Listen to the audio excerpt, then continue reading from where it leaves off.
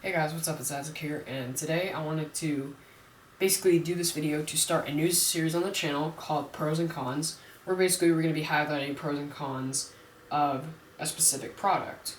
So I'll probably be doing it with all my phones and stuff, and just other stuff that I don't even have as well, which is what we're going to be doing today. So today we're going to be highlighting pros and cons of the newly released 2016 MacBook Pro. So, let's get started.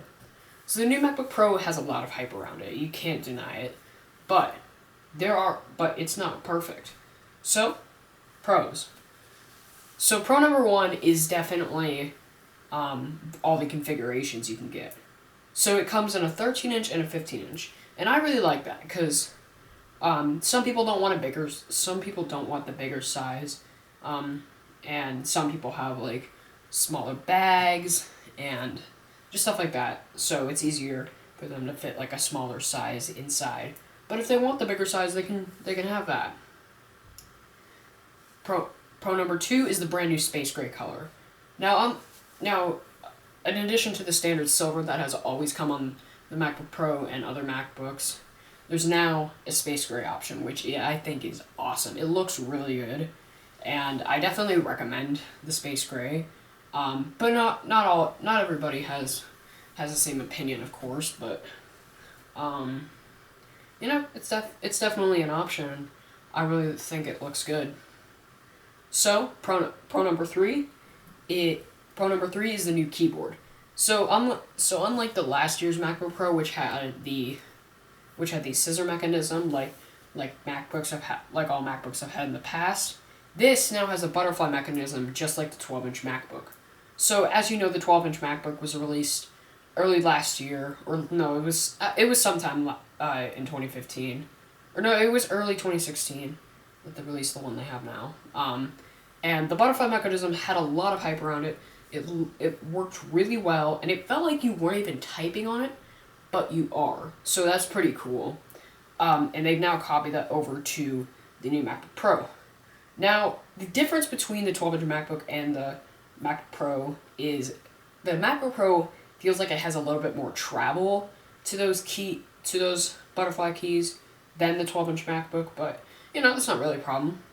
Still feels really good to type on, and definitely nice to have that. So pro number four is the screen. So of course it's going to have a Retina display. All MacBook Pros are going to have a Retina display. Unlike last year, where you had the option for the Retina display, and it cost you quite a bit. Now, since it comes standard with a Retina display, that's actually pretty good. Alright, pro number six is the Touch Bar. So the Touch Bar has a lot of hype around it. Like I can't say it doesn't.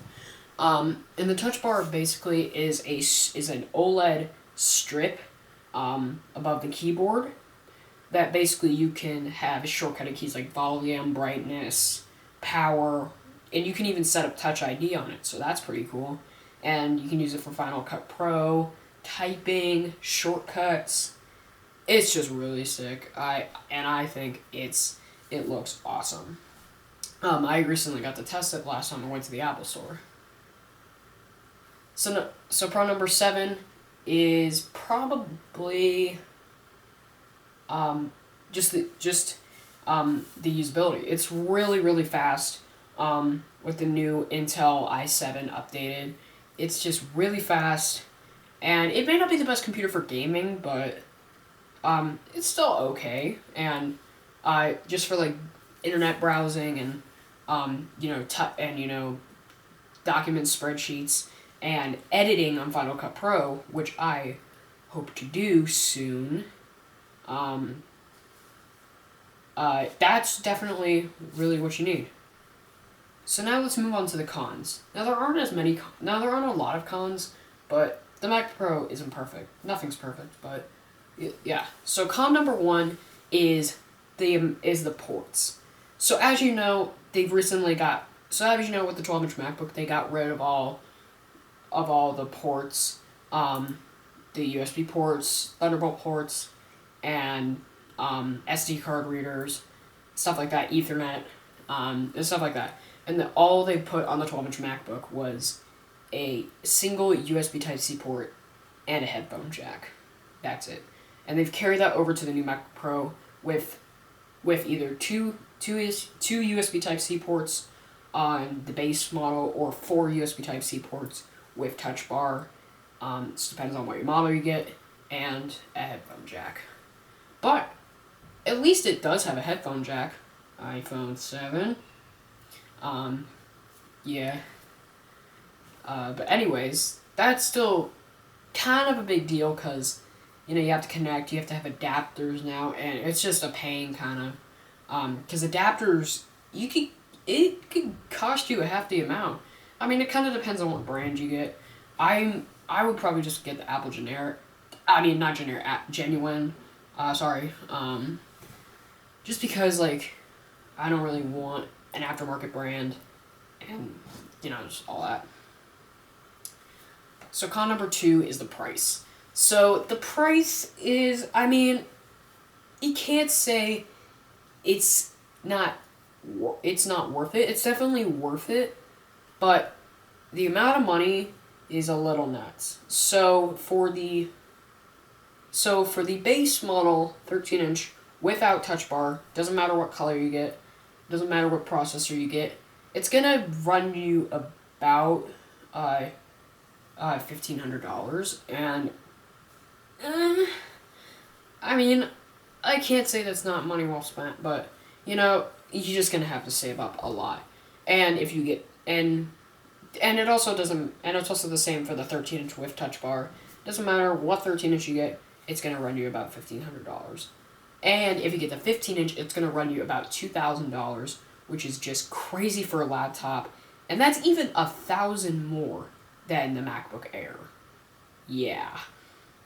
And it's the same with the 12-inch MacBook. Like, when they released it, they had the processor, the Core M3, which cost you $1,300, M5, $1,600, and the customizable M7, $1,900. $1,900, sorry. But yeah. And con number 3 is macOS Sierra. I tried macOS Sierra on my 2013 iMac, and it was a little glitchy. Like, the mouse was, like, freezing up on me. I mean, not saying Sierra's bad. I mean, I love macOS. I love macOS 10. It's a great operating system. But I just feel like it's kind of glitchy, and, you know, it just wouldn't be my first operating system. But, you know, I think it might be better with the new MacBook Pro. I was using it on a 2013 iMac 5K. That had Mavericks on it before, but I updated to Sierra. So, but yeah. And then, yeah, I think that might be it. Is that it? Yeah, I think so. So, if you guys did enjoy this video, make sure to smash that thumbs up button. I really appreciate it. I hope you guys enjoy this new series. I will be making a playlist of it, and I'll add more as time goes on, for more updates. Don't forget to subscribe down below. Make sure you subscribe. I'll be posting a lot more. I know I haven't been posting a lot recently, and that's just because I've been trying to figure out the editing situation and everything. Final Cut Pro. What do I use? It's just a hassle, but yeah. And I've also been really busy with school and everything. But make sure to drop that like. Hit the subscribe button, and make sure you follow my Snapchat, Instagram, and Facebook. Links will be wherever on screen, just somewhere. And they'll also be down in the description. And yeah, I'll see you guys soon. Peace out.